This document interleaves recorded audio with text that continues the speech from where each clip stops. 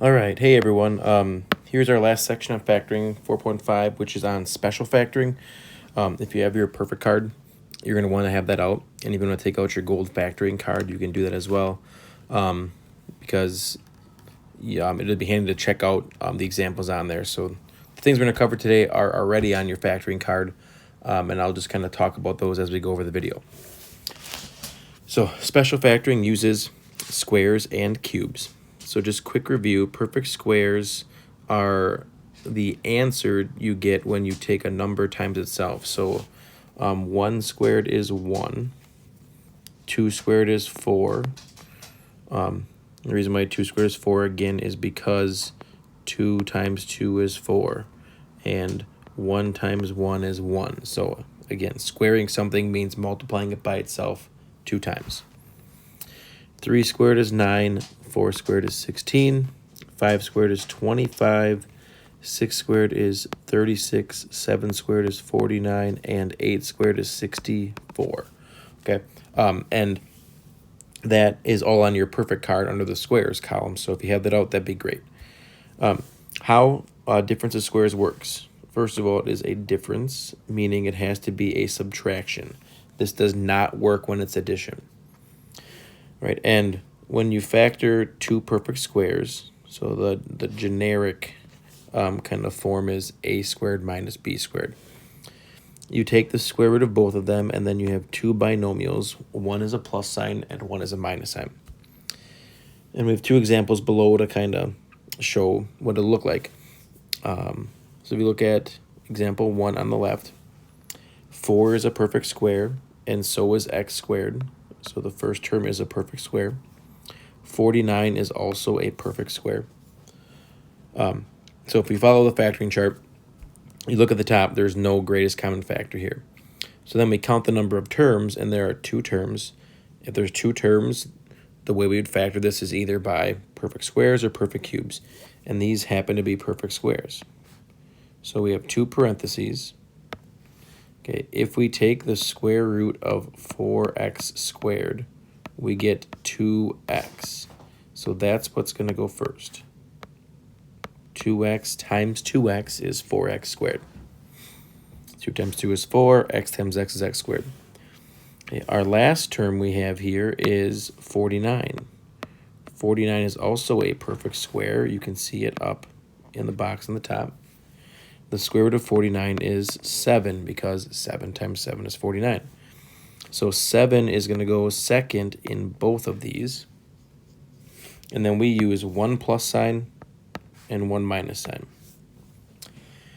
So if we follow our rules from trinomials, the inners gives us 14x, the outers give us negative 14x, and when you add those up, it's 0x.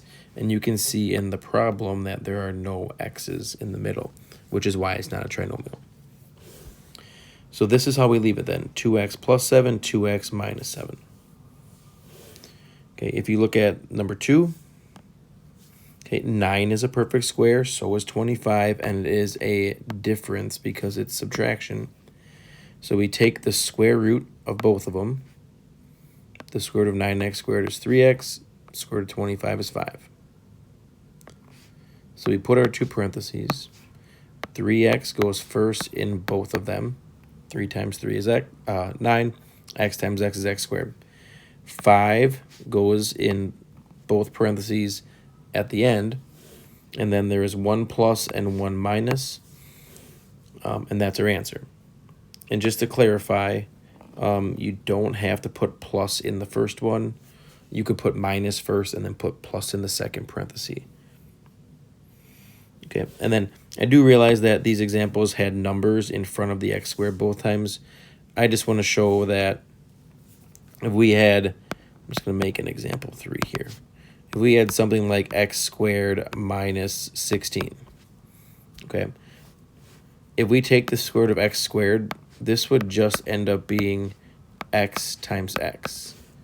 And the square root of 16 is 4, so it would be 4 times 4, 1 plus, 1 minus. Okay, so I just want to show it could work out when there's not a number in front. The ones we had both had numbers, so I just wanted to show that. All right, the other special factoring is with cubes. This is a little more challenging because it's brand new in Algebra 2. So a cube is when you take something times itself 3 times. So for example, 1 times 1 times 1 equals 1. Okay, so 1 cubed is 1. 2 times 2 times 2 equals 8. Okay, 2 cubed is 8. All right, so 3 cubed is 27. 4 cubed is 64.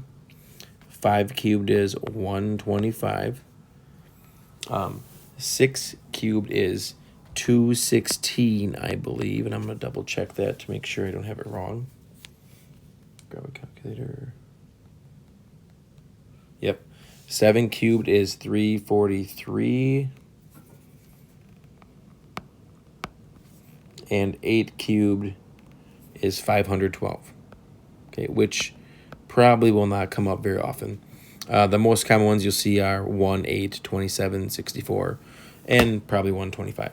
But you could see any perfect cube, but we probably use the smaller numbers. All right, how the perfect cubes work.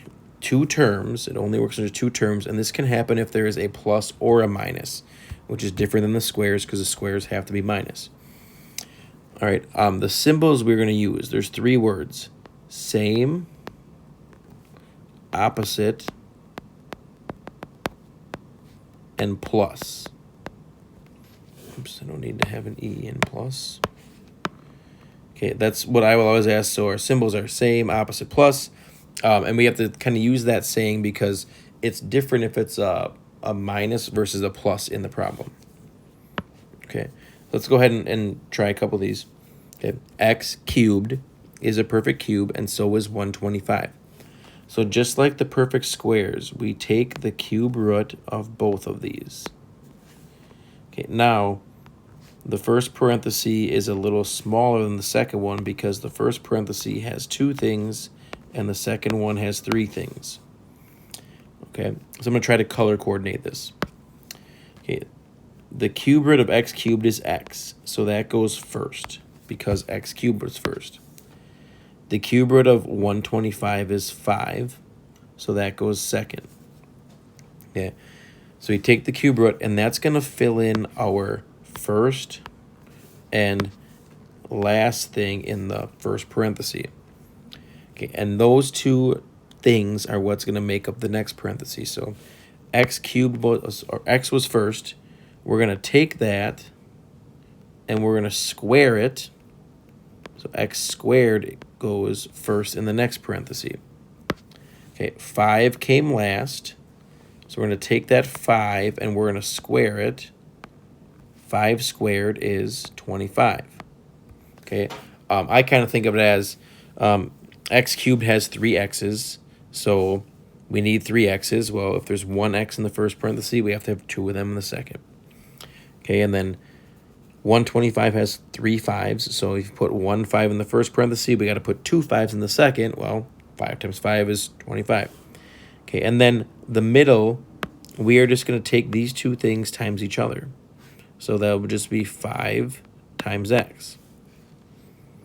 Okay, and then the symbols we're going to use are the same as the one we start with. So just going to put the word same. Same would be plus. The opposite of plus is a minus, and the last one is always a plus. And that would be the answer. This is more of a pattern. It's not like we have to, figure out what adds up to this and multiplies to this. It's just a pattern that is the same every time we factor like this. Okay, so here is another example.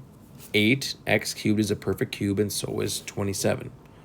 So we take the cube root of the first one, which is 2x, and we take the cube root of the second one. Cube root of 27 is 3, and then we put our parentheses down. Remember, there's 2 things in the first one. There's 1, 2, 3 things in the second parenthesis. Okay, so 2x goes first, and then we take that, and we're going to take 2x, and we're going to square it. Okay, so 2x squared is 2x times 2x. Well, 2 times 2 is 4, and x times x is x squared. So that's what goes first in the next set of parentheses. Okay. The cube root of 27 is 3. So 3 goes second in the parentheses. We take that to the last part here, and we take 3 and we square it. 3 squared is 9. Okay, so we use the 2x and the 3 to make up the first and last things in the parentheses. And then the middle is you take these two things times each other. So 2x times 3. Well, 2 times 3 is 6, so this is 6x. Okay, so the symbols are same, opposite, plus. Well, the same symbol would be a plus sign. The opposite of plus is minus, and the last one is always a plus. And this is going to be our answer then. Okay, you don't have to write all the stuff below. I'm just putting it there so you understand where things are coming from. I'm talking about these things here. You don't need to write that. You do not need that at all. I just wanted to show where the 4x squared and the minus 6x and the 9 are coming from. All right, and then at the end here, there is, we got a couple more difference of cubes, and then we got a couple examples at the end. All right, so difference of cubes is the same thing. We take the cube root of both. Okay, cube root of 64 is 4, and cube root of a cubed is a. Okay, the cube root of 27 is 3. All right, in our next parenthesis, we take 4a and we square it. Well, 4 times 4 is 16, and a squared is a squared. Okay, at the end, we take the 3 and we square it, which is 9. And then the middle term is 4a times 3, which is 12a. Okay, the reason that this minus or this difference of cubes is in a different section is because now there's a minus sign. Well, if we follow the same opposite plus rule, the same symbol this time would be a minus because we started with a minus. Okay, the opposite of minus is plus, and the last symbol is always plus. So we end up with 4a minus 3, 16a squared plus 12a plus 9. Okay, same pattern, just that the symbols are different because we had a minus sign. Okay, and the last one for cubes, take the cube root of each of these. Cube root of 125 is 5. Cube root of y cubed is y. Okay, and then we take the cube root of the last one. Cube root of 743 is 7. Okay, we'll put our parentheses out there. 5y goes first. And then you take 5y and you square it. So 5y times 5y is 25y squared. 7 goes last. You take the 7 and you square it. 7 squared is 49. Okay, and then lastly, our middle term is going to be 5y times 7, which is 35y. Okay, so that's where all the terms come from. Again, this is a pattern. It's not like we're trying to figure out what multiplies to 343 and adds up to 125. We're just following this pattern. Okay, we started with a minus sign. So that means the same would be a minus. The opposite is plus, and the last symbol is always plus. Same, opposite, plus. And then we have our answer. Okay, in the last three, it's just, they're a little different. They're not cubes and squares and stuff. It's just showing that sometimes when you factor, we got to factor more than one method. So in example 7, both of these can be divided by 2a. So they got a GCF of 2a. So we're going to take the GCF out, and we're going to be left with a squared, 1a squared, minus 9. Now, so this section, we can actually factor things a second time. If you look at a squared minus 9, those are both perfect squares. So now this is going to be a times a, and 3 times 3, and there's 1 plus and 1 minus. Because we can factor that part with a difference of squares. And we always put the GCF in the front. So we actually had to factor twice. We did a GCF, and then we did difference of squares. Okay. Example 2. We can divide everything by 2. Okay, I'm going to do this one without actually showing the divide by 2. When we divide by 2, we get y squared minus 10y plus 25. Now, we check the parentheses, okay, just the parenthesis part. Okay, it's a trinomial, so we're going to have 2 parentheses, and we're going to try to factor this again. Y times y is y squared, and then we have to think of things that multiply to 25. Okay, 5 times 5 is one group of numbers that works. If we want to multiply to a positive 25, if we do a minus and a minus, negative times a negative is a positive. If you check the inside, you get negative 5y. If you check the outside, you get negative 5y. And what is negative 5 plus negative 5? Negative 10. So we know we did that correctly. Okay, and then we have to bring down the GCF because that is still part of our answer. So you could leave it like this, or you could put 2 times y minus 5, and you could square the y minus 5.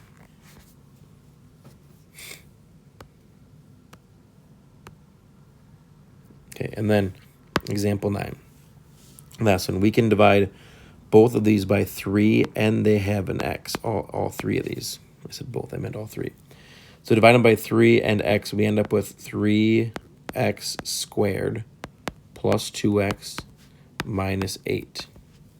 Okay, and then we have to try to factor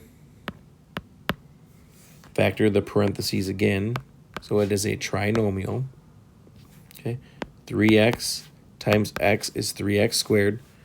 And now numbers that multiply our last term to 8 would be 1 times 2 or 2 times 4. Okay, and then just a quick reminder, whatever goes here is multiplied by 3. So if we put 8 there, 8 times 3 is 24. That's way too big. All right, if we put a positive 2 there, that would give us a 6x. And if you put 4 here, that would give you 4x. Well, if you take 6x and 4x, if we make one of those a positive, if we make the 6 positive and the 4 negative, then these two things add up to 2. Bring down your 3x, and this is your answer. Okay, that one's a little harder factoring because of the numbers, but all right. So try to make the video quick. It's our last section notes. In the worksheet after this, I know there's quite a few problems. Try to do at least 10 of them, and if you get stuck, I'll be back for questions tomorrow.